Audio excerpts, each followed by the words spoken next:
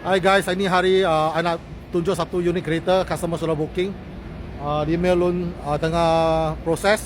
So dia dari jauh tapi datang tengok, I check condition dia. Okay, semua orang tahu ini Honda Odyssey dia 2.4 lah engine dia. So I VTEC, kita tengok yang penting dia punya engine tak ada leaking oil, tak ada karat. Dia tengok dia punya clip semua. Dia bukan pakai tempat saji, tengok.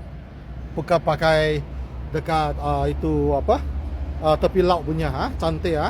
Bateri kita akan cek nanti, kalau sudah weak kita akan tukar lah, kalau masih bagus lagi tak ada lah. So ini EX model dia ada cornering light. Kalau tanpa EX dia tak ada ni jadi cantik you boleh nampak sensor semua ada. Tapi dia rim sudah 17 inch, dia tukar ni brand punya Cedar.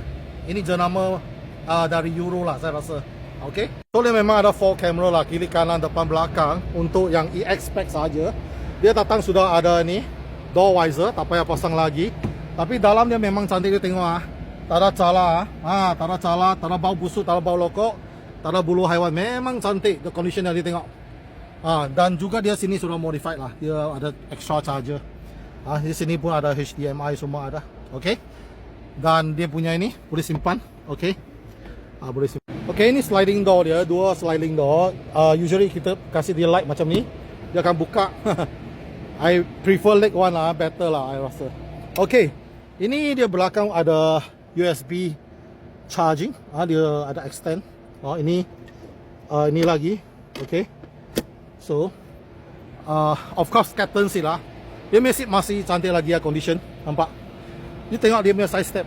Tak banyak cala. Cantik condition dia. Okay. Okay, ini Absolute EX buka. Dia punya power boot. Okay, ini ada power boot lah. You tekan kunci je buka Okay, kita tengok dalam dia. Yang penting kereta macam ni dia tak ada bau busuk tau. Tak ada bau rokok, tak ada bulu haiwan. You tengok cantik, dia punya seat. Belakang row seat dia tengok. Okay, okay. Of course seat dia boleh lipat ke bawah lah. Kita tengok sini pula. Dia punya pump and sealant dekat sini. Okay, tengok sini dia ada bi-sport monitoring. Untuk EX model semua ada. Dia ada 2 power seat sini dengan sebelah sana. Tapi tanpa EX sebelah sini saja. Ini EX model ada. So ini dia punya safety sense semua ada 2 power door, nampak? Okay. Dan mileage sekarang adalah 42,771 km. Ini condition cantik bukan accident punya kereta. Ada report lah. Okay. Ini condition atas dia.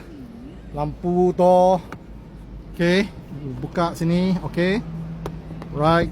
So kita boleh tengok walaupun bahagian driver sini tak ada cala, tengok.